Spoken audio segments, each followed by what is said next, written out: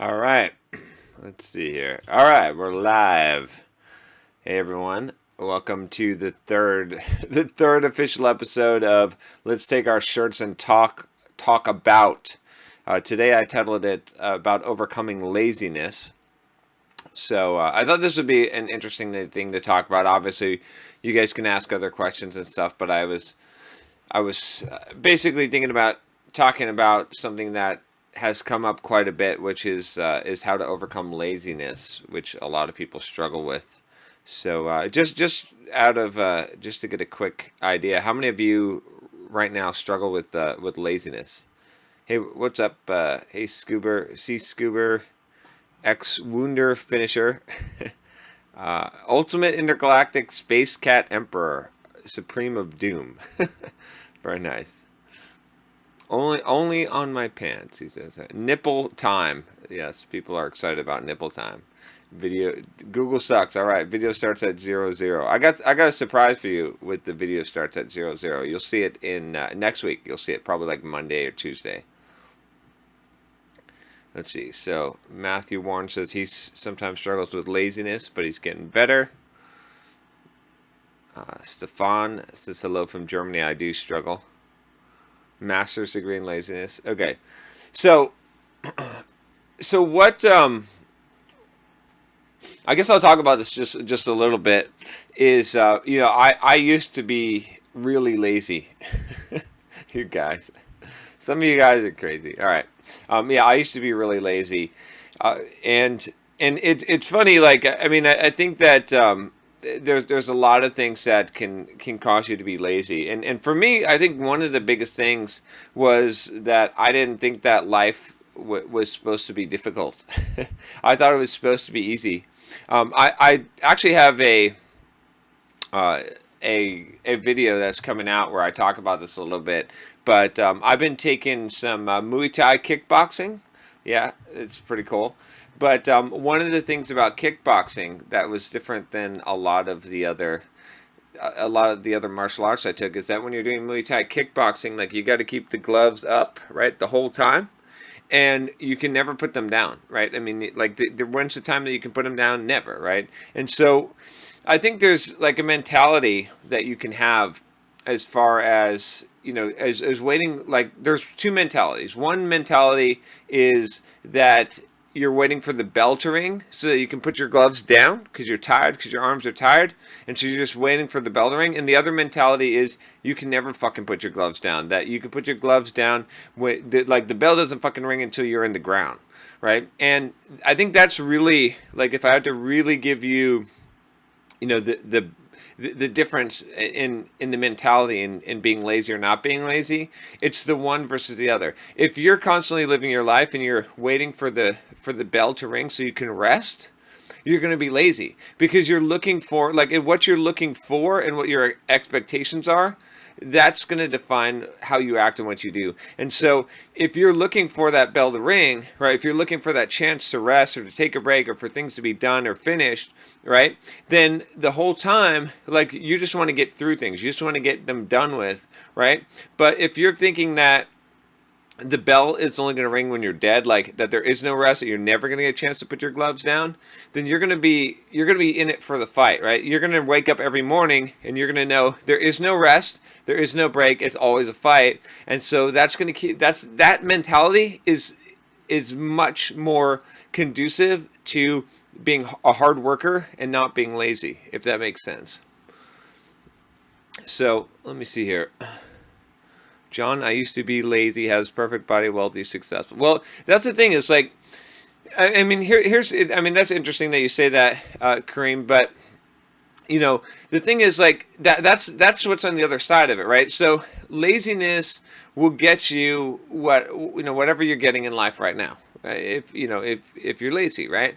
But and that was me, right, for a long time. But like all the things that I have now, that some of you want, you you can have that, but you got to give up the lazy. Like, which one are you going to identify with? Like, if you want to identify with being lazy and keep this identity and you don't want to work to overcome it, then you're not going to have some of those other things, right? And so, like, if you want a really good physique, you can't be lazy and get a really good physique. It's not going to happen. If you want money, you can't be lazy and get money. It's not going to happen. For you guys out there, if you want girls, it's pretty hard to get girls when you're lazy. You know what I'm saying? Like, you've got to figure out what you want, and then what is the price that you're willing to pay, or what are you willing to give up? Are you willing to give up that identity of being lazy?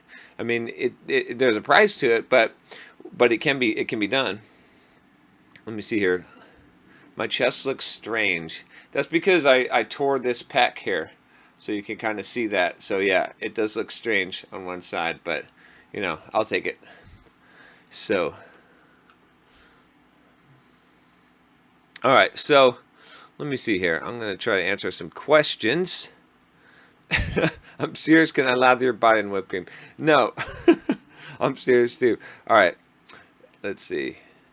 Oh, cool. Google Sucks says that he used to work in Thailand doing new websites and videography. He likes Muay Thai. So let's see.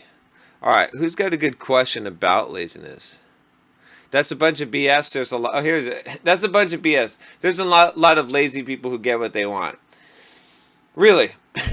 Where are the lazy people who get what they want, Barry, JB? Like, I want to know. Like, see, this is the thing. This is the victim mentality. This encompasses it right there. Because you think that there's a bunch of lazy people getting what they want. Well, okay. I don't know where they are. Okay. Right? Who says that? I don't. Usually, a hardworking person doesn't say that. Usually, someone who's lazy says that there's so why aren't you getting what you want? I mean, maybe you are. Maybe you are. I don't know. I don't know you. But I'm just saying, like, and so what? Okay, even if there were lazy people getting what they want, right? So I always pose this to you, right? The counter to the victim mentality, because the victim mentality says, oh fuck, life is not fair, it's not fair to me, you know, why these other people have things easier, it comes easier, it's harder for me, I have excuses, I have ADHD, I have some kind of disability, oh, I can't concentrate, whatever it is, you know, whatever excuse you have, whether you have a low quality excuse that's like just total bullshit, or a high quality excuse like I have one leg or something like that, you know what I mean, or actually a real excuse. But it doesn't matter, because so what, right? Because if you still want to get what you want, so maybe you have to work 3 times harder than everyone else in life. Maybe you have to do that. And if you do, then are you going to fucking do it, or you're not going to do it, right? You see what I'm saying? Like, there's plenty of areas in life where I'm sure that I have to work 3 times harder than someone else in order to achieve the same result, but I fucking do it, right? Because I want the result. And so that's the thing. It's like, you can say that there's people that are lazy and they get what they want. And you know what? I don't think there's people that are lazy that necessarily get what they want, right? I mean, maybe you could debate that, but I would say that there are people who don't have to work as hard and they get what they want easier. But fuck those people. I don't care. I don't fucking care. If I have to work 5 times harder than you to be able to get to the same level as you, I'm going to fucking do it, because that's where I want to go. I don't care how easy it is for you. I don't care. I only care about what I got to do to get where I'm going to get. You see what I'm saying? Like, if you're constantly focusing on how easy or hard, plus you don't know how easy or hard it is for someone else. You don't know. You think you know, but you don't necessarily know. You don't know what comes easy and what comes hard, and what the difference is in the sacrifice, and where one area of their life. And sometimes when shit comes easy for you, it's actually hard, because it means you don't put enough work in. It means you don't actually develop the character and the growth and the grit that you do by working your ass off. So, you know, you don't know. That's at least that's my attitude to it. It's like, it doesn't even fucking matter, because I'm willing to do what it takes for me to achieve the results that I want. So who cares? Let me see here. What do we got here? That's a good. How much of success is having a just do it attitude? This is from Ben Masterson. So I think that you know, if you just have a just do it attitude, like if you're always taking action and you're always taking the next step, like, okay, you have to understand something. Your brain is a biological marvel. It is the most advanced biological thing in the universe that we know of so far, right? Your fucking brain, right? Even if you have an IQ of 90, it's still biologically, it's still better than any fucking monkey, right? It's better than any creature on this planet. You see what I'm saying? Like, your brain is a fucking marvel. And so you need to use that fucking marvel. And what I mean by this is, like, if you just show up, okay, and you just keep on taking action, your brain, whether you like it or not, will fucking learn. Right? Like, your brain can't help but learn, right? Like, you realize that we all learn how to walk, right? Or drive a car. And how hard is that? Like, think about driving a car. Think about how difficult it is to drive a car. I mean, really think about this, right? And you do this unconsciously almost, right? You can basically, like, steer that car, accelerate, stop, right? If you drive a stick shift, do all of that stuff while processing all these variables, while listening to the audio version of my soft skills book, right? While doing all that, okay? And you didn't even have to really try very hard to do this. Like, your brain just automatically adapted and was able to do this. Your whole life is like that. Like, see, the thing is that most people don't understand this. Like, if you just literally keep on fucking trying, you are going to fucking learn. Like, your brain will not let you continually fail. You just have to have a target that you're aiming for.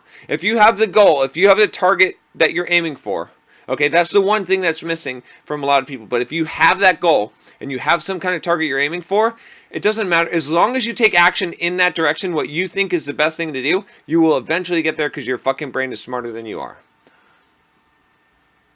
So actually, there's a good book on this, by the way. I don't think I've got the book on my shelf. I need to get a hard copy of this book, but it's called Psycho-Cybernetics. It's by Dr. Maxwell Maltz. I believe it's on if you search on Simple Programmer for top books or something like that, you'll find it, because I've got a link to that. I've linked to that in a lot of videos and whatnot. But it talks about that, basically what I said right there. Let me see what we got here.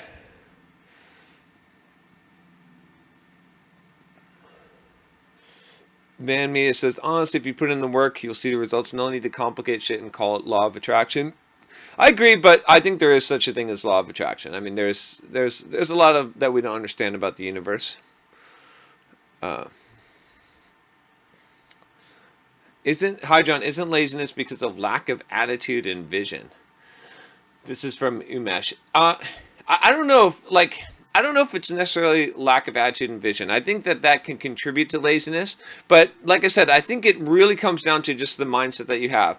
Do you expect life to be hard, to be a battle that you fucking fight every single day anew, or do you expect it to be easy? If you expect life to be easy, if you're waiting for the break, if you're waiting for things to be finished, that's going to create a laziness attitude, right? And if you identify with that. But if you're expecting a fight, right? Like, so, I was just running with a friend of mine, and I told him, I was like, look, because when you want to come and do a business meeting with me, by the way, this is how it goes. It goes, oh, yeah, you want to come fucking do a business meeting with me? Grab your fucking running shoes, and we'll meet over by the beach and we'll run, right? That's how I do it. That's how I filter people, okay?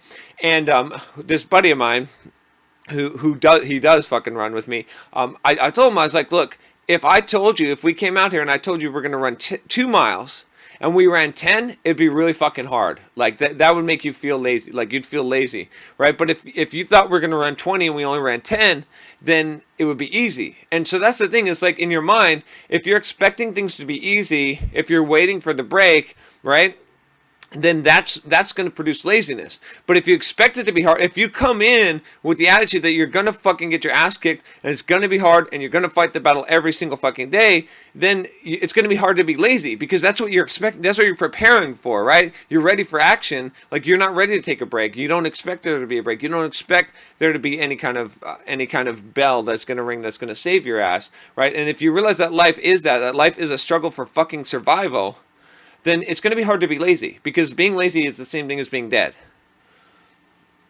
All right, let me see what we got here. Let's see. Do I biohack? Not really. Not in the super sense of, Brian Metras asked. Not in the sense of it that, like, Dave Asprey does, which I think a lot of the stuff that he does is kind of, I don't know. It's borderline. I'm not a huge fan of that. But But I mean, what I do is I hack my metabolism. Like I mean, I'm always experimenting on myself. So I'm experimenting on myself, but I suppose you could call it biohacking, but not to the degree of like, you know, of some of the kind of crazy stuff. Like I'm everything I'm experimenting is what you could call natural, right? Just with weightlifting, with fasting, with different carbohydrates and different food sources and things like that. But nothing on the extreme. And some supplements, but I just hardly ever find anything to be effective except for creatine. So let's see. What do we got here? Oh, here's a good one. Here's a good question. This is from let me see, Avinash Karat. He says, John, how to keep moving when you feel not feeling to do it. Okay, so today was a good example, right? For me, I overdid it a little bit on Tuesday. Let me tell you about what I did on Tuesday. So on Tuesday, I did my kickboxing class, and it was pretty crazy in my Muay Thai class. I hadn't eaten all day, right? Because I fast. So I did that from like 5:30 to 6:30. Okay, and it was a tough one because we had to do like 200 like 100 push-ups and 200 sit-ups at the end of the class. And then right after that, I went and I ran 10 miles with my buddy and ran at a pretty fast pace, right? And then I finally ate. So I ate like at around 9 o'clock after like, 3-4 hours worth of cardio. Okay. And then yesterday I hit the weights hard and whatnot. And today I was feeling like I felt bad. I'll be honest with you. I did not feel like moving. I felt pretty bad, but I got to run and do my kickboxing today.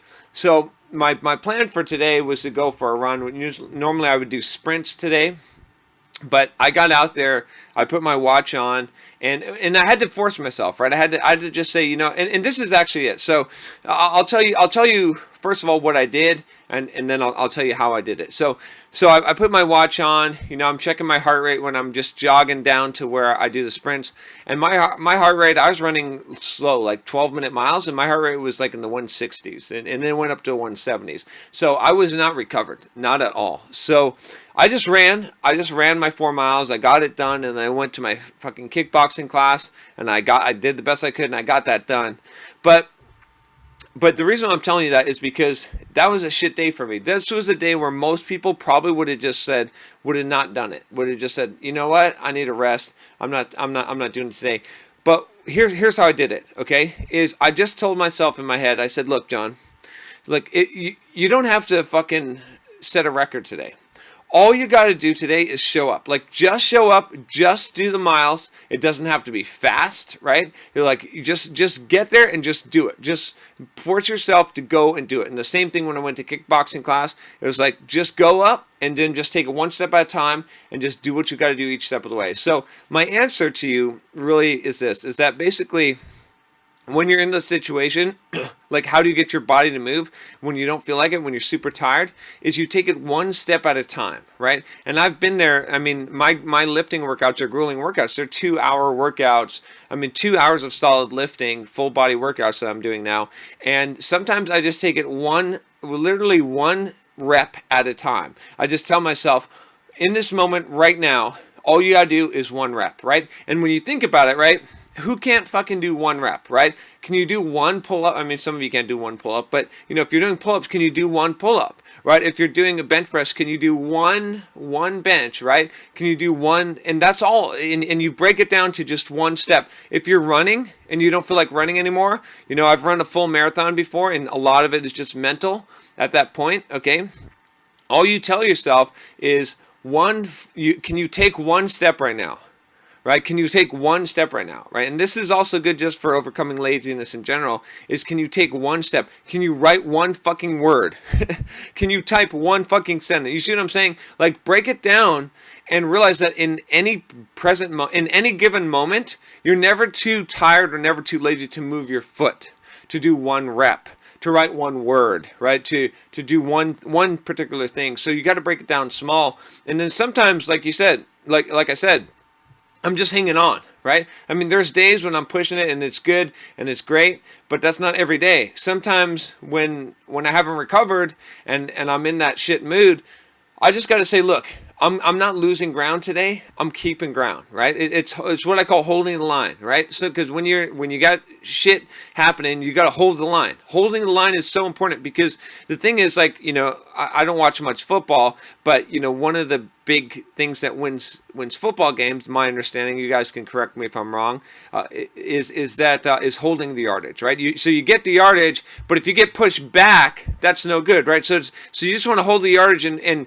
it's better to play defensively and then make that little bit of move to keep on gaining yardage as you can, rather than to risk it. Like the worst thing you want to do is lose yardage. You see what I'm saying? And that's the same thing in the game of life. Is so I just don't want to lose yardage. I worked so hard. It takes so much blood, sweat, and tears just to gain that fucking yard, right? So I'm not letting that yard slip. I might not be able to make a good play that's going to gain me yardage, today, but I'm not going to lose yardage. You see what I'm saying? So that's what you got to think. That's the mindset you got to have, because you're not always winning. You're not always you're not always gaining yardage. You're not always running sprints. Like sometimes all you can do, the best you can possibly do, is just hold the line. And so when you do that, that's the true test, because the people that hold the line, they benefit from the cumulative effect. The most powerful thing that you'll find in the world for success is the cumulative effect, which means that these small things that you do over time,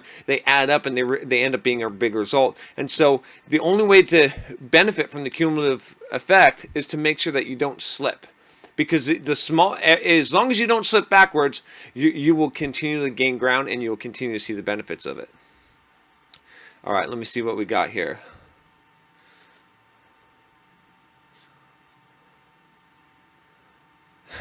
Someone said, Ben said, I saw a picture of you with Blink 182 in 1999.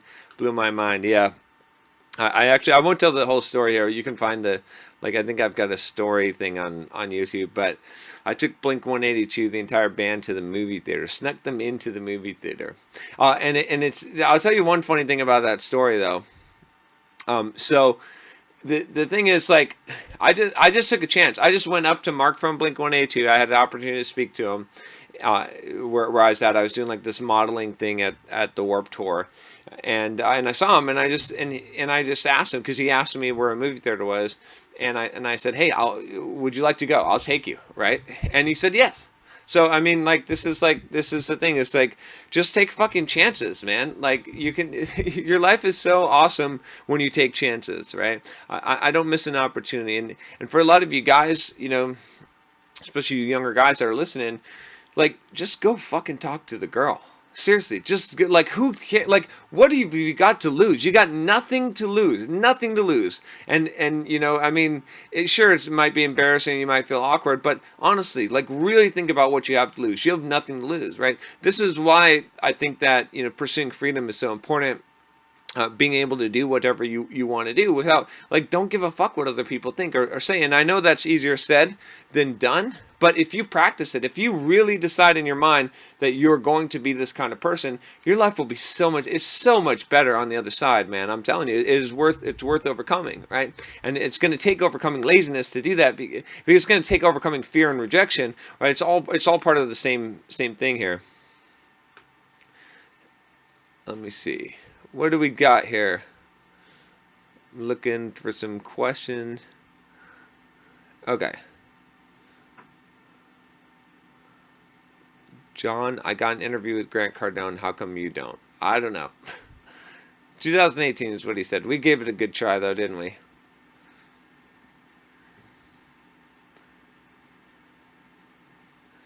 Let's see.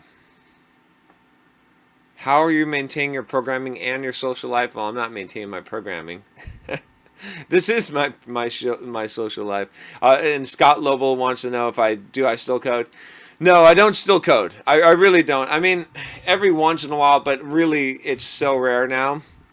And I don't know. I mean, I miss it, right? But it's just that I've got so much other stuff on my plate right now, and it's not my greatest contribution. It's not right now. I mean, I as much as I love coding and I love being a programmer, the thing that I'm meant to do is not that. It's just, I mean, I don't know, like if I spend the time coding, what can I accomplish in the world? I mean, I can, and again, this is not to for you guys that are coding, this is not to belittle that. Like it's awesome, but I'm just saying, like, for me personally, I can be a lot more effective in the world rather by not writing lines of code. Even though I might want to write lines of code, like the thing that I'm doing now is more of what I was meant to do, right? I mean, this is more, it's unreal. It's revealing my larger purpose more so. So I just, you know, I just can't, like, every time I think about doing some coding, I think about what else I could be doing with that time, right? And so it just, I don't know, maybe someday that I'll get back to coding, but right now I've got too many other things that I really need to accomplish in life that I just don't have the time for it, even though I love it. And I think the whole Simple Programmer channel and movement is going to move more away from software development, to be honest with you, and move more just towards the mindset and philosophy and the things that I've been studying and fitness and all of this, because like I said, I mean, even when I made the breakaway, when I, you know, the first one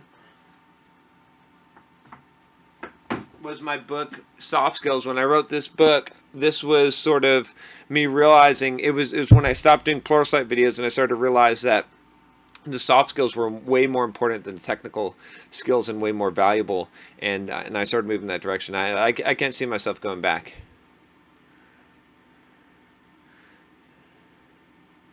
So Eugene Sky wants to know, what is your mission then? So what is my mission? My mission is pretty simple, right? And I think that it comes down to what your purpose is. And I know what my purpose is, okay?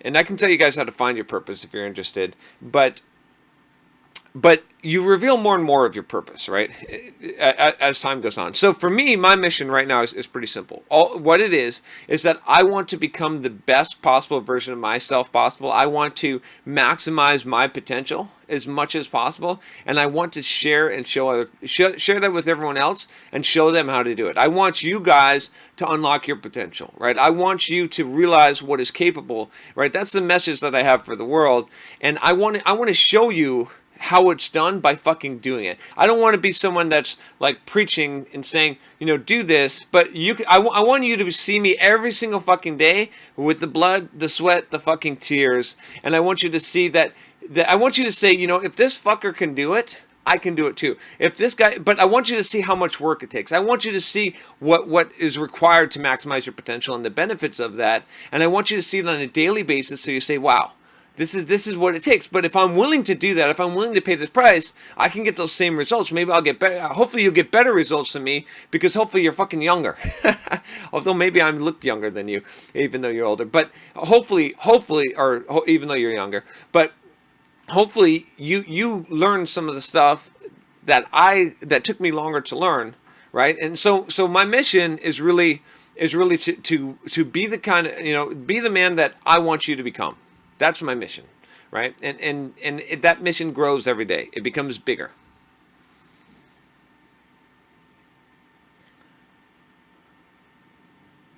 So, okay, so some people, so how many of you guys want to know how to find your purpose?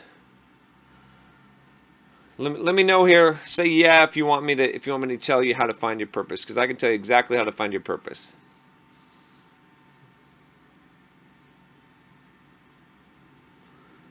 Zach Life says, John, you're literally my dad. You answered my question a couple weeks ago and helped me out. I got an app in the works. I'm pushing hard. All right, Zach Life, appreciate that, man. All right, lots of people want me to help them find their purpose. Okay. Incredibly Gay says, I already know I'm gay. That's your purpose. Your purpose is to be gay. All right, fine. So, all right, guys. Here's how you find your purpose. Okay, it's not that hard. It's more simple than what you think it is. Okay, and I'll tell you this, because your purpose in life, it expands beyond what you're doing. Right? You can be doing something, but that's not necessarily your purpose. It's different than your passion. It's different than, you know, your vocation. These are not purposes. So here's how you find your purpose in life. Okay. What I want you to do is I want you to think of, no matter what station you are in life, right? No matter what job role you are, no matter where you are, right? Whether you're behind prison, you're a fucking janitor, right? You're president of the United States. Whatever you are, what is the one thing that no one could stop you from doing, that you would do no matter what station you were in life, right? Whether you were a teacher, whether you're a janitor, whether you are the governor, the governator, it doesn't matter what position you're at in life. What is the one thing you do? And so I'll give you an example from my own life, how I found my purpose, because I thought about this a lot. I really meditated on this a lot and tried to figure out, how do I find what my purpose is in life? What is my purpose? And it finally occurred to me. It finally came to me, and I thought about it. And here's the thing. Like, it doesn't matter. Like, what I've learned is that throughout my entire life, right, no matter what I've done, if I've been a programmer, okay, before then, if I've been in fitness, if I were a fucking janitor, this is what I would do. I would learn the best fucking way to mop the floor and to clean the toilets, and I would teach every single janitor how to do that, and I would give them a simple way. I would simplify it. I would condense that knowledge and teach, right? I would share it, enthusiastically. Because for me, my purpose in life is real simple. It's to take the complex and make it simple. It's to learn, it's to improve myself, and to share that with other people. That is my purpose. Like, no matter what the fuck I'm doing in life, I can't stop myself. You can't stop me from doing it, because that's what I do. No matter where I've been, when I look at my career, when I look at my life, when I look at school, when I look at even playing fucking WoW, right? Even playing MMOs online, right? I always figured out shit, right? And then taught it to other people. I always improved myself and then taught that to other people. That's my purpose. And so if you sit down and you take the time, okay, I'm telling you, all you got to do is you just got to think. You think back on your life. I want you to go back in your life. I want you to go back when you're a little kid. I want you to go back when you're in school, whatever job you're in now, your family, when you communicate to people, right? What is the one thing that no one could ever stop you from doing, that you will be doing no matter what you are doing in life, okay? And it's going to take you some time to figure this shit out. But when you do, you'll know it, and you'll know what your purpose is. And then once you know your fucking purpose, everything becomes a lot more clear in life, because then it doesn't matter what you're doing.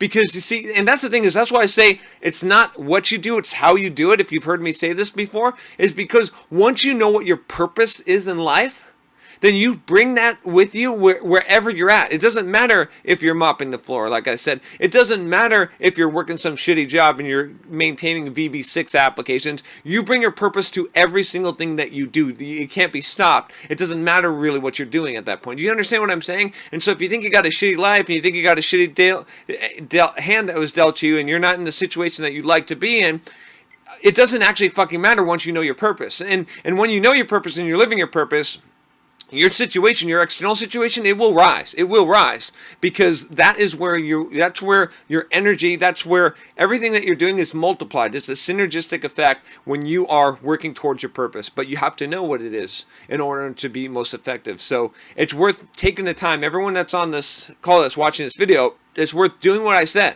okay? And there was actually a really good book I just read recently called Backbone.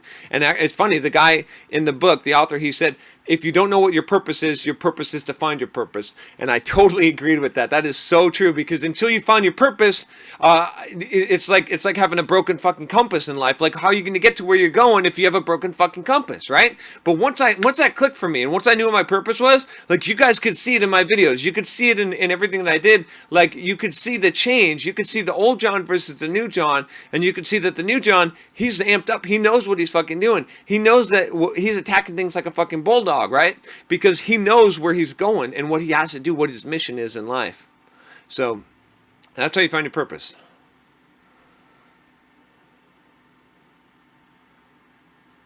So let's see. David Mayer says, you don't have to like what you do to love what you do. That's so Grant Cardone said that, right?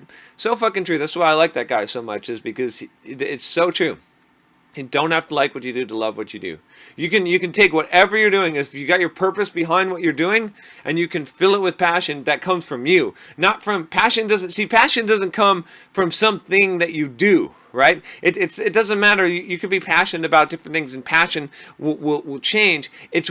Passion is what you bring to any activity, right? I can be passionate about the most boring fucking activity if I have it connected to my purpose, and I realize that I can express my purpose through doing that. And once you find your purpose, you realize that you can express your purpose through every single thing that you do. And in fact, not only can you express your purpose through everything that you do, but everything that you do is a representation of who you are. And so when you do things shitty, and when you don't give it your best, even because you think that it's not worth it, because it's not what you really want to do in life, it is you. That's your representation of you. So you start bringing your A game to every single thing that you do. And that's why it's so important to find your purpose. I'm not sure what fart the bed means, but John more baked than ever. No, you know what, Grant? I never take any kind of drugs. And that's the truth. I don't need a crutch. I don't need a crutch in life. I don't want one, don't need one. Let's see. Flip Anything USA says, John, that sounds more like work ethic.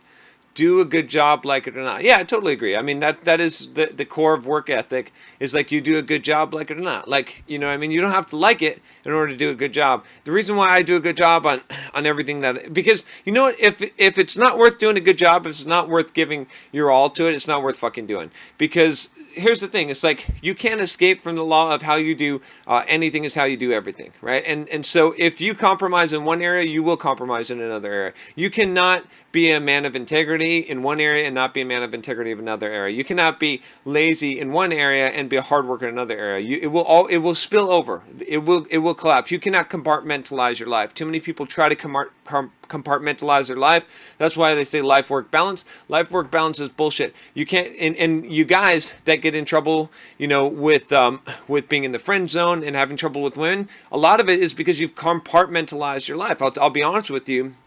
You've compartmentalized your sexuality and your love, and what ends up happening is that you can't, like, those two don't meet.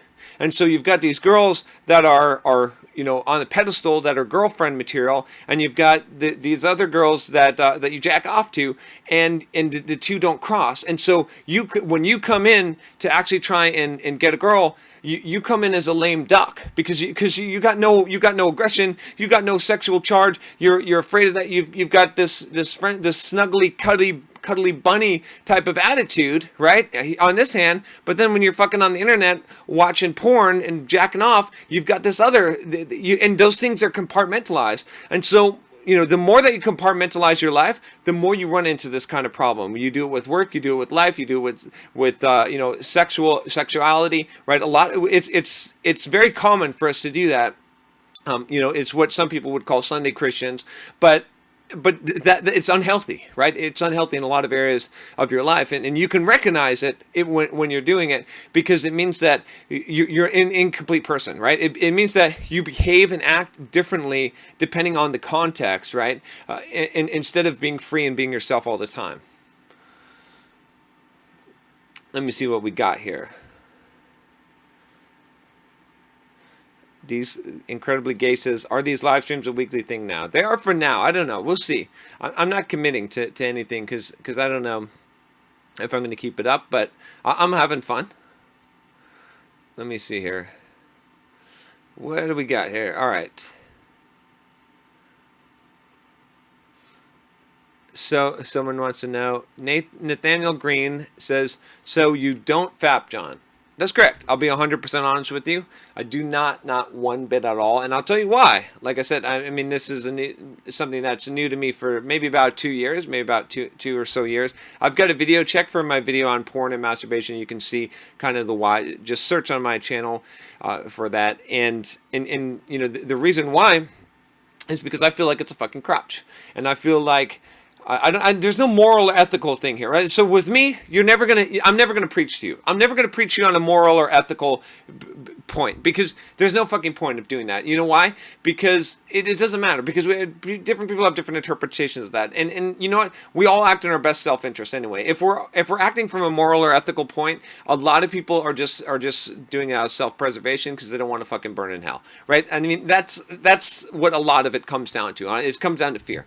Okay, and so I'm not saying that there's no positive motives in people's lives. I'm just saying that if I'm going to appeal to you, I'm going to appeal to you based on selfish motives. I'm going to try and tell you what's good for you, right?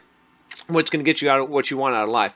And if you're resorting to fulfilling any one of your desires in a secondary mechanism, using a crutch, something that and what do I mean by a crutch? I mean, a crutch is anything that enables you to get what you want or to accomplish something in life without using the fullness of your capabilities, right? It's something that if you don't have it, you would be weaker, okay? Right? It's not something from you. It's not growth from you. And so if you're using a crutch in life to get what you desire, it's preventing you from growing to the point of being capable of getting what you desire. And I realized that some of my mentality and some of my masculinity was diminishing from myself, and some of my aggression and some of what made me the man that I want to be, right? And so when I realized that, and I said, you know what, I have an ideal. I have a picture in my mind of who I want to be and the man that I want to be, and I don't see this man using this fucking crutch. It doesn't seem like something that I want to do, right? And so, again, you can watch the video and I give a little bit more of a detailed explanation, but some of you aren't going to believe me what I'm saying, but I'm telling you, like, and it became, once I had that mindset, that addiction disappeared like this. Because I'll tell you, I've talked about this before on how to overcome addictions, but you cannot change behavior.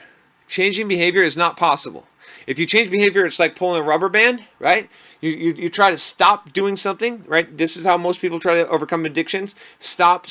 And then what happens when you pull that rubber band back too far? It fucking snaps back the other direction, right? This is called relapse, right? And when you relapse hard. Now, if you want to change behavior, I'll tell you exactly how to do it. The way you change behavior is you change mindset. You change your nature.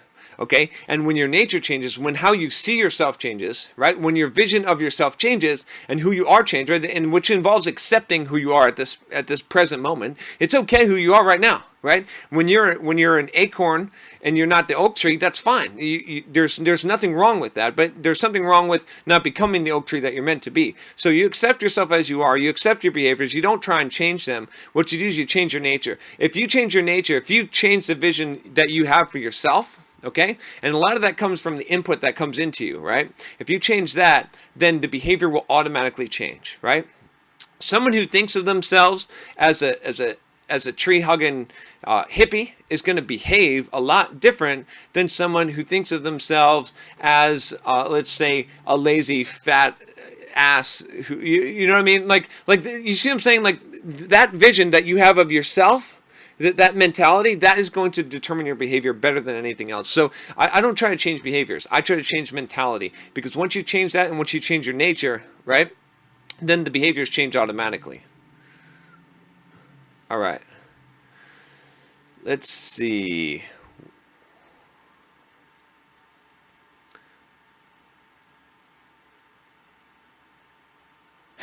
So people are guessing my age. Someone, I would believe it if he said 30. I would believe it if he said 42. Okay, let's see what people think. This is always fun. Okay. All right, this is fun.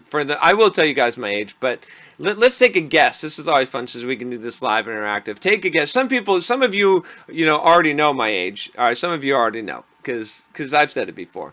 But for not most people don't. So just take a guesses and figure out where do you think I'm at? A lot. There's a lot of informed people here. 52.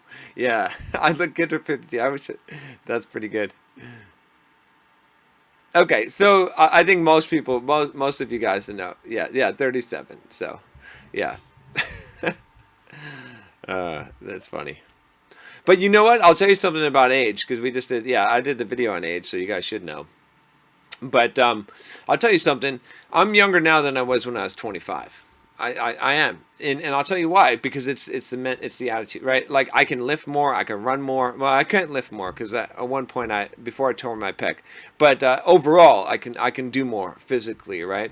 And I've got more energy, right? And some people would say that I look younger than I did. Maybe not at 25, but at 30 certainly.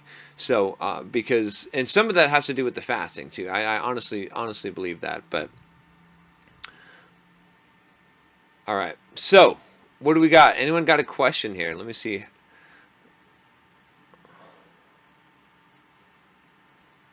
I gotta tell you, my tongue is getting all cut up from talking because I got these Invisalign recently. I'm doing the Invisalign shit, and it's cutting my tongue. I gotta figure this out. I just have to. I think I just have to like, just just deal with it. It'll eventually toughen up. So, all right. Do I still fast until 5? Yep, I do. Actually, you know what? On Tuesdays and Thursdays, I fast until like 7 p.m. Because I do my kickboxing class now. I just started doing that. Okay. So Chaitra Kumar says, "How do you get into action mode than just wanting mode?" So how do you get into action mode instead of wanting mode? You take an action immediately, and you force yourself to take action. I mean, there's no. Okay, wanting mode is a waste. Wanting mode is a waste because if you're in wanting mode, what you're doing is you're spending a lot of time focusing on what you don't have. Because in order to want something, you have to see what the deficiency is, what the gap is. And if you focus on the gap, you're going to drive into the gap. You see what I'm saying? So it does no good. So I think the first step into moving to action mode from wanting mode is that you've got to realize that wanting it doesn't produce any result at all. You just have to start taking action immediately, right? So I mean, how many of you have done this, right? How many of you have said, okay, I'll tell you what, I'm going to start my diet, I'm going to start the exercise plan, but you say this on a Friday or Saturday, but I'm going to start on Monday, so it'll be a nice, fresh, clean start, and I'll start on Monday, right? No, see, the thing is, like, as long as you have that mentality and that attitude, you're going to stay in wanting mode. You're not going to be in action mode. This is the mentality that you have to have. You got to be like, so you have that thought in your head, right?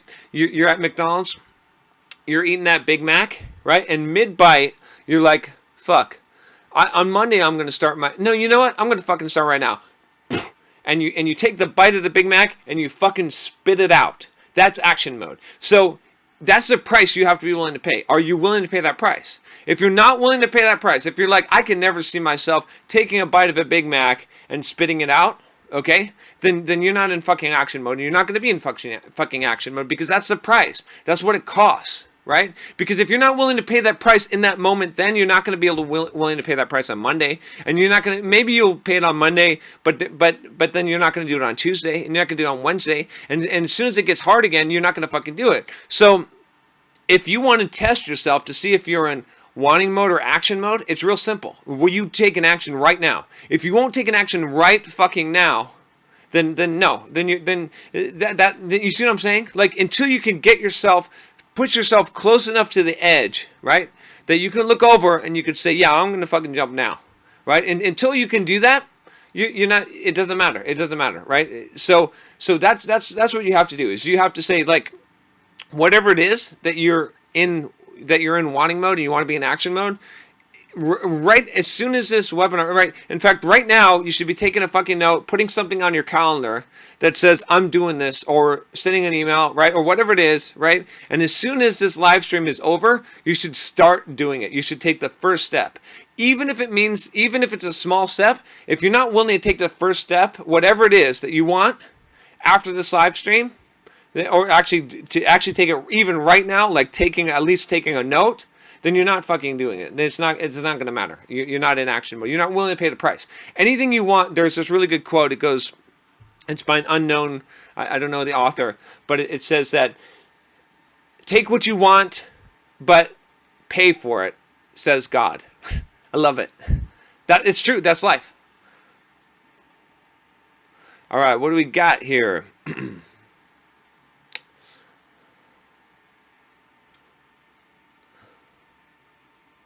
Do I worry about head trauma and brain CT when doing kickboxing?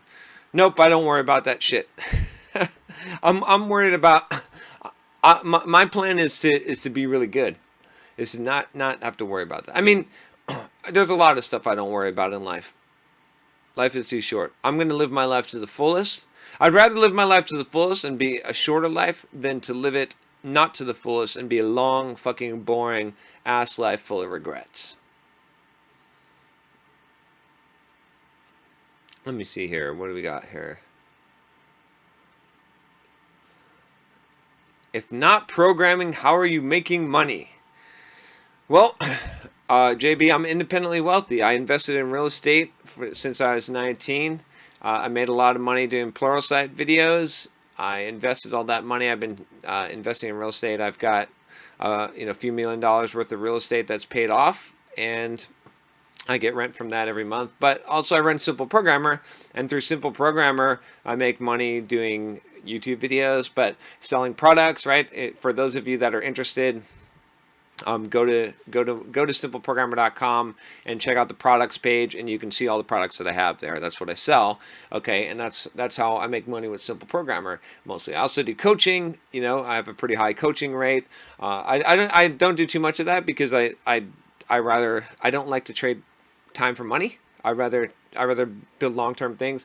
I write books. I've got probably at this point 15 different income streams that I make money from. So, and it's really important. I just saw this Ty Lopez thing on Instagram, and he's like, if you only got one income stream, he's basically like, you're screwed.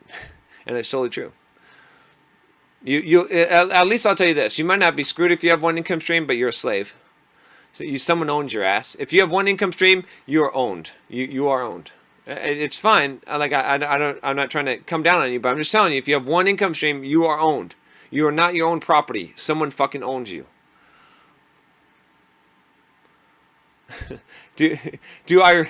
Kareem wants to know if I realize my white male privilege.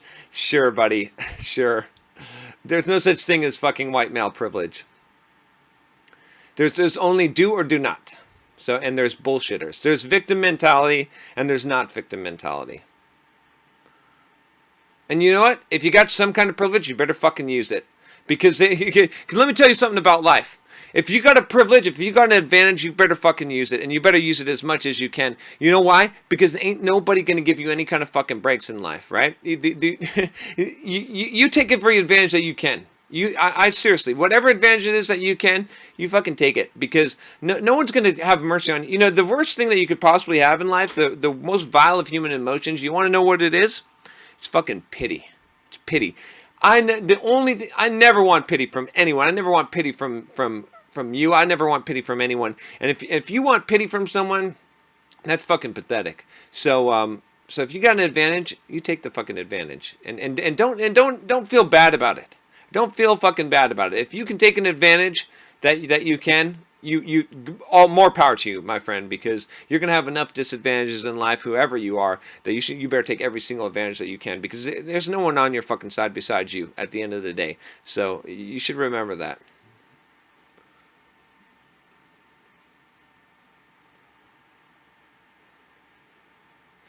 All right, let's see, what do we got here? Tell Eminem about white male privilege. Thank you, Tony. This live feed is pure gold. I appreciate that, brother. All right, let me see here. Someone says, put a shirt on. Do you not know what the title of this fucking live stream is? I think you're in the wrong place, my friend. I pity John's. Kareem.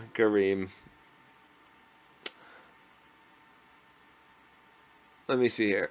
Here's a good one from Minky. Wouldn't a person be more happy if they lived modestly and calmly instead of always relentlessly pursuing success? No. I don't think so. Maybe not. Maybe someone.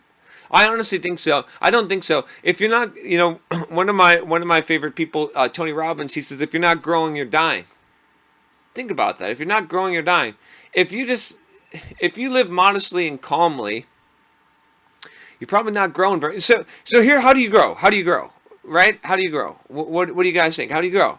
You grow by doing things that make you uncomfortable. That's how you grow. That's the only way to grow in life.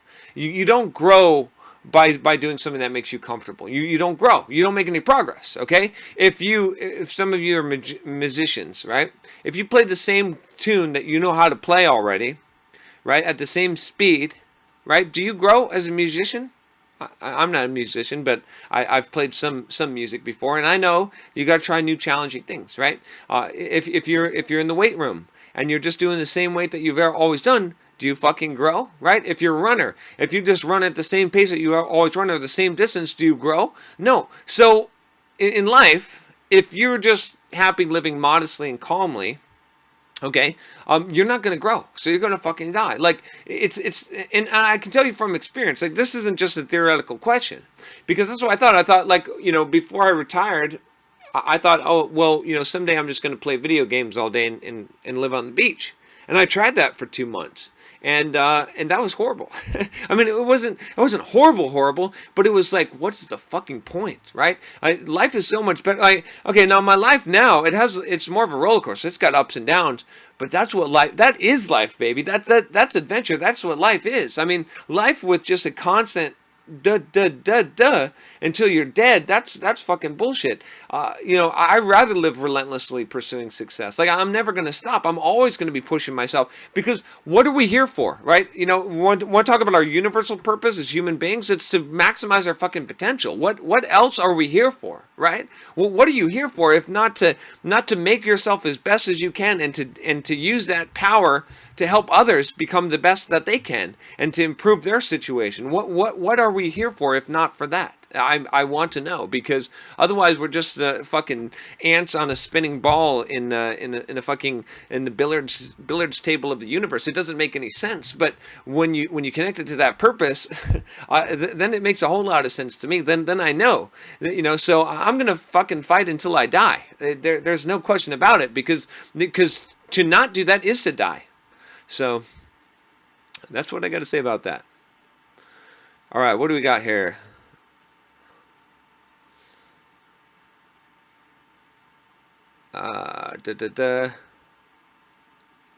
Good job on destroying programmer physique stereotypes, says Cybersphere. Thank you, sir. Let me see here. I'm looking for a good question here. How has your father influenced you? This is a good one.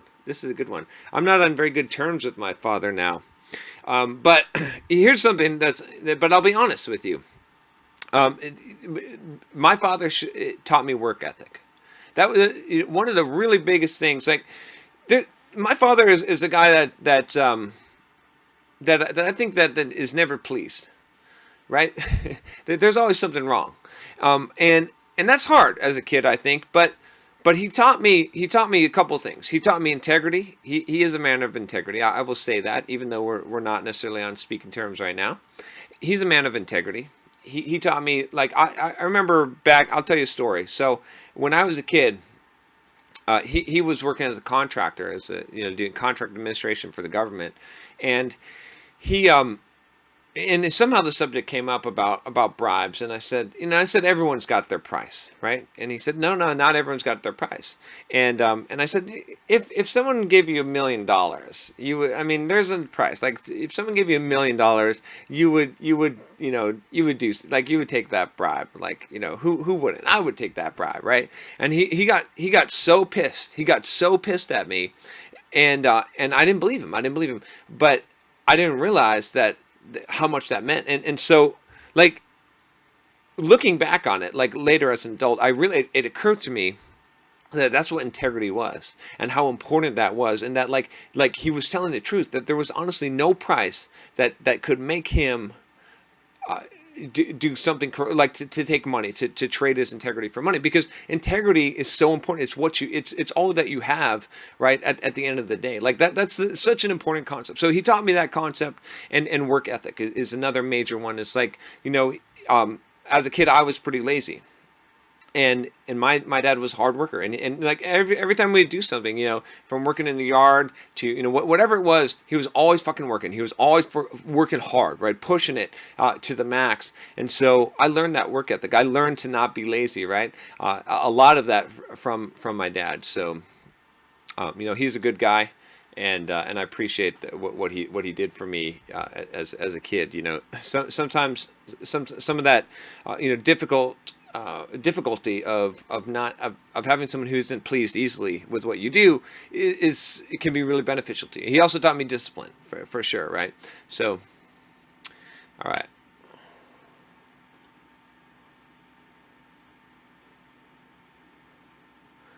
Let me see here. What do we got here? I'm gonna have to. We're already an hour. Damn. uh,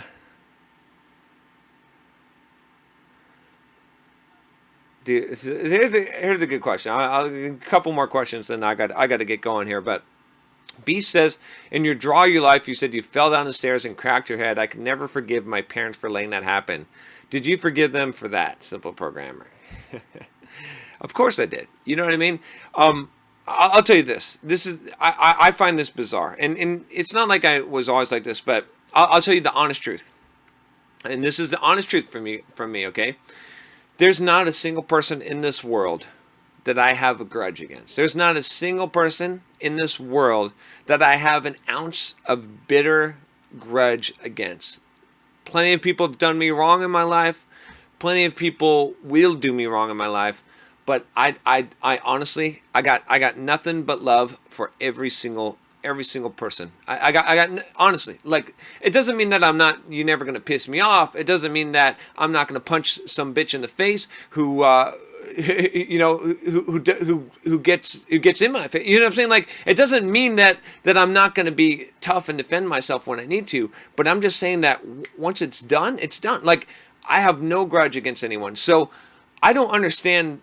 Like, I do, but I don't, right? Like, in my world now, I don't understand not forgiving, because, what's it? Nelson Mandela said, like, bitterness is like trying to drink poison to hurt someone else, right? I don't remember the exact quote, but if you got bitterness in your heart, if you're holding a grudge against someone, if you feel like someone's done you wrong, and you're holding on to that hatred for someone else, it's only hurting you. It's only destroying you. Like, I don't got time for that. I honestly, I've had plenty of people that I've gotten in disputes with and arguments and whatnot, and have done some pretty fucked up shit to me, but I don't care. Like, I'll still, like, and I tell you guys, I've said this before at some of the live streams and on my videos, like, honestly, you could be the biggest fucking asshole on my YouTube channel. Honestly, you could say the fucking bullshit, right? And all this stuff, and I may come back at you in the comments, right? But if you come down here to San Diego, right? I mean, you know what I mean? And, like, I'll go, we'll go have a beer. I mean, I don't drink a beer, but we'll go get a coffee, right? You can come fucking run with me. You can come work out with me. I'll treat you like my brother. I'll treat you like my brother, honestly. Because life is too fucking short. Because what does it help me to hate you? Like, you could do some shit, right? And it doesn't mean I'm gonna let you get away with shit, but once the marker's paid, it doesn't fucking matter. You know what I mean? Like, you know what I'm saying? Like, it doesn't fucking matter, right? And that's the honest truth, right? That's just how I live my life, because it's so much more freeing to live my life that way, to not give a shit what someone did to me. Like, I don't have time for that. I don't have the. I got shit I got to do with my life. I got things I got to do. I don't have the time to waste my emotional energy on hating someone or holding a grudge for some bullshit. No matter what the bullshit that you've done to me, bygones are bygones, man. Like, it doesn't mean that I trust everyone. Like, I'm not a sucker. I'm not a dummy, right? You burn me more than once. I'm gonna watch out, but I'm still gonna treat you like my brother, because that's just how I am. Because there's no other way to live that makes any sense to me. What if I farted in your office and locked the door? Yeah, then I don't know. I'll probably slap you in your face, but then we can be friends again. So,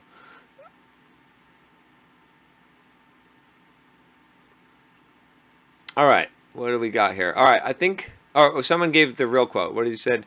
Bitterness.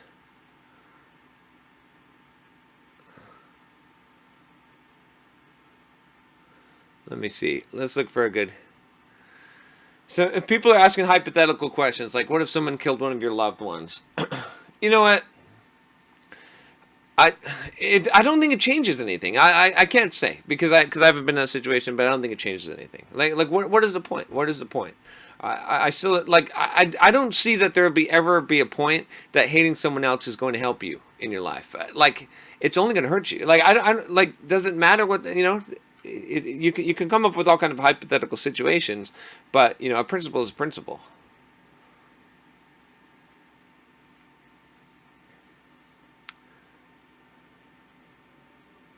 Okay. All right. Let me answer Ricky's question. All right. Ricky says, "I'm 29 and a single dad. What's your advice for finding a great woman?" All right, Ricky. I will help you. I would do my best to help you here. Honestly. Okay. So this is what I would say. You come up with a list, and I'm stealing this from multiple people. I think Tony Robbins was the last person I heard this from, but I've heard this variations of this, and I totally agree with this advice, which is simply this: you come up with a list of attributes that you would like to have in your ideal woman, Ricky.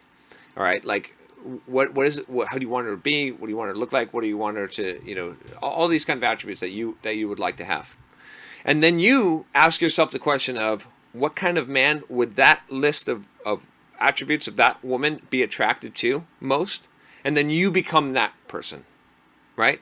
Because see, if you want this great person, right, you got to figure out what is someone of that level of that stature, what do they want, and then you become that, right? And I say that, I know that's kind of some, I don't know. It's not like I don't know. Is it pragmatic? I guess it's not as pragmatic advice, but pragmatically, get out there and what is the thing that's stopping you, right? Like, honestly, like for you guys in general, just there's a lot of things that of course I could tell you about overcoming anxiety and overcoming approach anxiety and talking to women and things like that. And I do some coaching when I'm in Vegas and whatnot, and I help guys with this all the time, and I show them how it's done. And you may have seen some of my videos and stuff, but all that's kind of secondary to becoming the best version of yourself possible. Because if you are becoming a greater person, right, then you're going to attract greater people around you. Like you cannot put like you can't stop the light from shining through. And so if your focus is on tactics and what you can get and all these things, it's going to be much harder, right? It's so much better if you focus on how you can grow and change yourself as a person, and then all these opportunities are going to come into your life. Like, your external world is so much influenced by your internal world. So if you work on you and you work on becoming the best version of yourself and everything that you can, and I know that you're doing this, Ricky, okay, then those opportunities will open up. Like, it's going to be you're going to be so much more successful. And then on top of that, right, then it becomes just a matter of numbers. Then there's some strategy of, like, you're going to or have to overcome your fears and just start talking to women, and start, because the more that you have you're not going to meet people unless you take the opportunities to do so, and that's going to take some bravery. It's going to take some guts. But that's part of, like, I mean, if you become the best version of yourself, you're going to become a very confident version of yourself, and that confidence, that's going to attract. It's not just going to attract women, it's going to attract people, it's going to attract everyone around you. People are going to want to be around a confident person, right? Someone who is doing things with their life, who's accomplishing things. That's charisma. Charisma is right there. And so, work on that, right? And then, yeah, we could talk tactics, and there's plenty of tactics, and there's plenty of things with overcoming your fear, right? I mean, for most guys, I think the biggest thing is just overcoming their fear.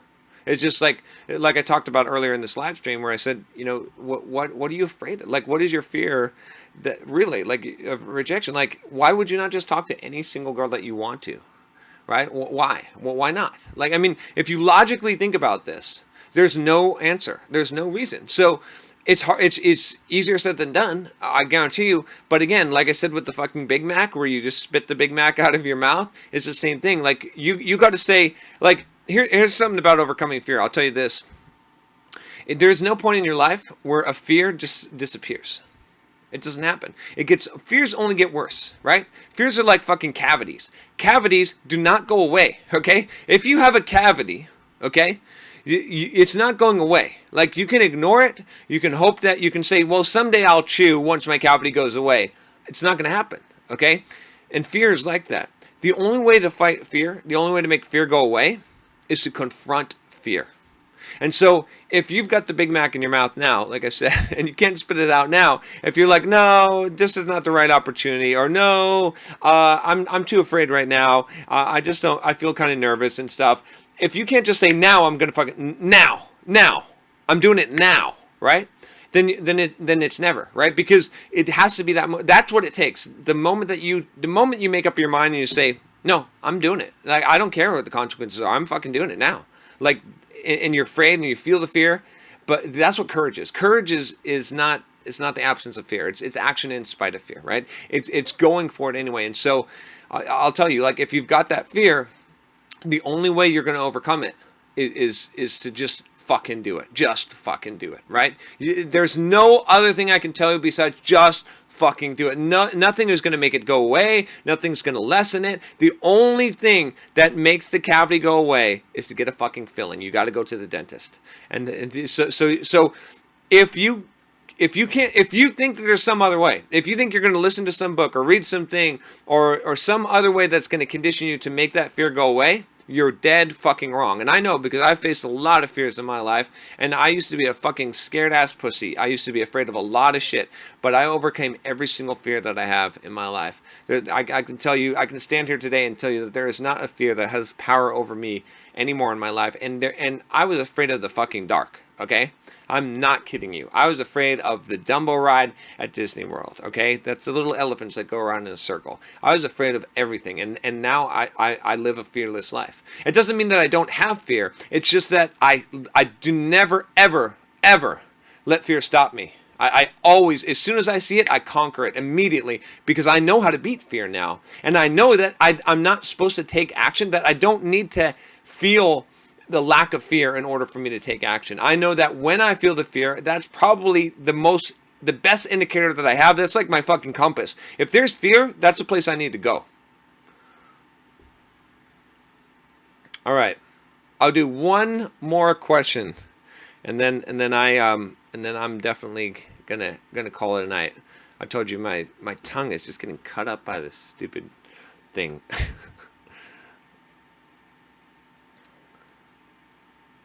Let me see. Someone wants to know what the most virtuous thing I did in my life. I don't know. That's kind of vague. Like, I don't want to, like, I don't know. I'll tell you one thing that I do is that I take 10% of my income and I give it to orphans in India. No matter how much money I make. You know, I make a lot of money now, and when I made a little bit of money, I took it. And I don't do it because the Bible says you're supposed to. I do it because I believe I believe that when you give, that you cannot outgive the universe. I believe that when you give, you get, like, you know, and I've seen it. I guarantee you, if you want to improve your financial situation in life, start taking 10% of your income and giving it away to someone who needs it. Start doing that and watch what happens. Like, your success will skyrocket. I can guarantee. Take it to the bank. So, but oh, I like this. Scott Lobdell says, by the way, John, true story. I tried your experiment and indiscriminately make eye contact with women now, and I consistently never break eye contact. That changed my life. Cool. I told you guys, if you do this exercise, it will change your life. It will, you know, it doesn't mean that you have to, like, lock eyes with everyone all the time. But if you do the exercise and it's called frame control. If you can be within frame and not be afraid, like, and not smile, and just, like, you can be comfortable with being uncomfortable. You can make other people uncomfortable instead of you being the uncomfortable one, right? If you can be comfortable in that situation, then a lot of your life will change. It will. It's something that can definitely change your life. All right, what do we got here? Last thing here. Ricky says, I was asking for a friend. All right, who's got a good question?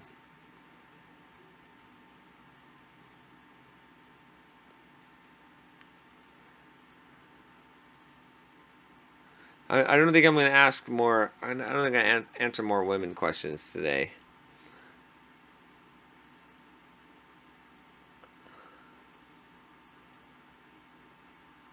One word question. I'll have to do a San Diego meetup for you guys here, like, somewhere in PB sometime.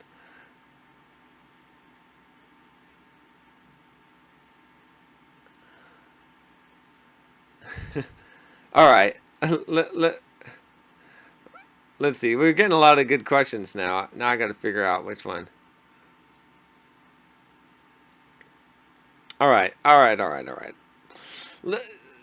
I'll do one quick one. Will porn hurt my career? Yes, porn will hurt your life. Stop doing it. I told you about this. It's a crutch. You got to fucking use a crutch. It's gonna hurt you because you're not gonna be as strong as you could possibly be. Be strong as you can. Never do something that's going to weaken you. Always do things that will make you stronger. So every time that you make a decision in life, think, will this weaken me or will this make me fucking stronger? If it's gonna weaken you, don't fucking do it. If it's gonna make you stronger, do it. Okay? It's just a good rule of thumb to use in life. So, with that said,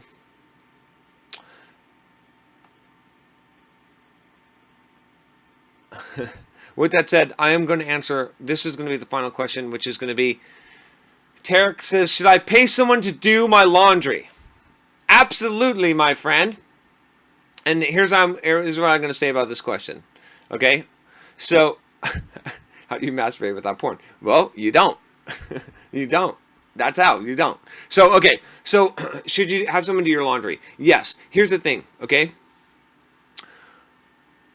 You got to make yourself more valuable than your fucking laundry. All right? Now, as many things as you can do that you can pay for, that you can have someone else do, right? This is going to multiply your time. Okay, so here's a good formula for life. Invest your money to get your time, invest your time to get more money, right? You use this cycle, right? So you make some money. What do you do with that money? You buy time. What do you do with that time? Okay? You invest that time that you bought to make more money at a higher level, and then you invest that. Okay? And this is the trick. This is the thing that's going to make you wealthy in life. It's going to multiply what you can do, what one person can do. Okay? Most people, what they do is they invest their time, okay, in order to make money, and then they invest their money. No good. It's no good. Because when you do it that way, here's what happens, is that your time is not as valuable, right? Because the time, when you trade dollars for hours, okay, that time, that only produces a fixed income that you can invest, and then hopefully you're investing that money and you're hoping on compounding interest to make you money. No.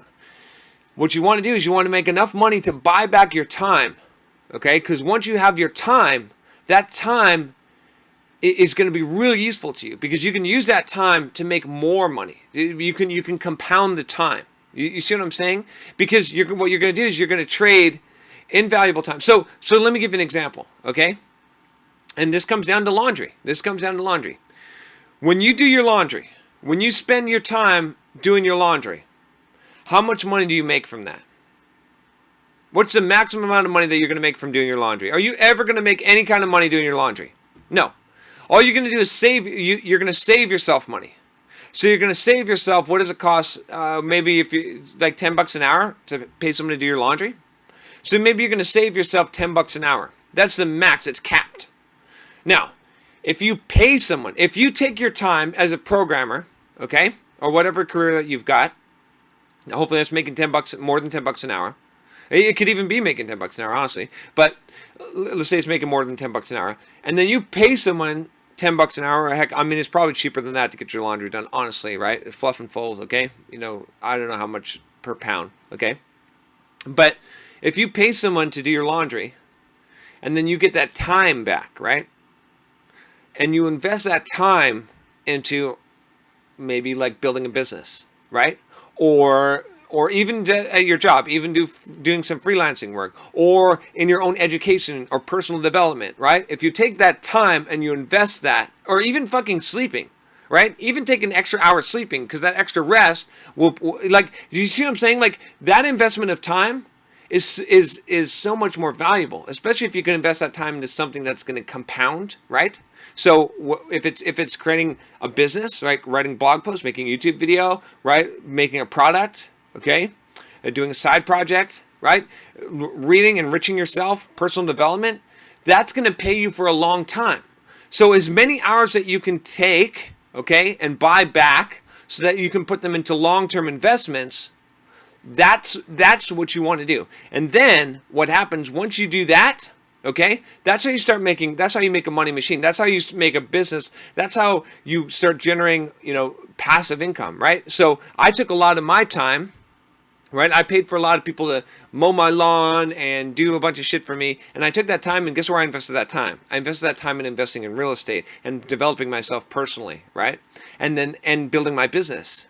And then guess what happened from all that time I invested? Well, all that time invested made a whole shitload of money. And guess what? Now I have lots of time. Well, sort of. You know what I mean? Like, I'm spending my time, but I have as much time as I want in the world, until I die, right? Like, I don't have to work anymore. So I've made the ultimate investment. You see what I'm saying? So that's the thing, is like, you want to avoid doing things that have like, always in life, try to avoid doing things that have a capped upside, right? What we want to do is we want to do things that have an unlimited upside, but have a capped or limited downside. So any kind of investment where there's a max that you can lose, but there's not a max you can win, those are good investments of time, of money. Okay? Any investment, but a lot of people invest in things that have a capped or limited upside and have an unlimited downside, or have a very low downside, right? And those are bad, right? Like I said, anything that pays you an hourly rate,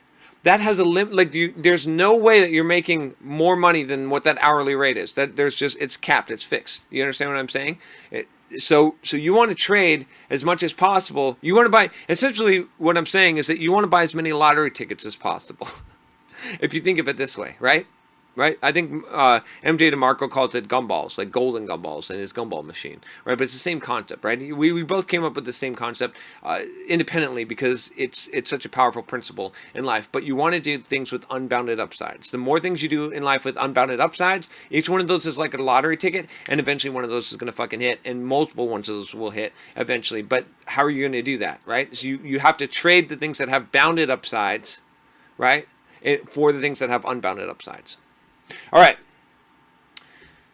A lot of this is common sense, but you know what? We all need to be reminded of common sense. So, all right, guys, that is it.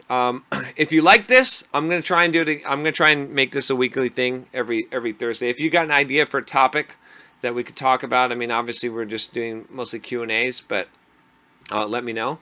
And thanks everyone for joining. It's been fun. I'm enjoying these, so I'll probably continue them. And yeah, have a good night, and I'll see you next time. Take care.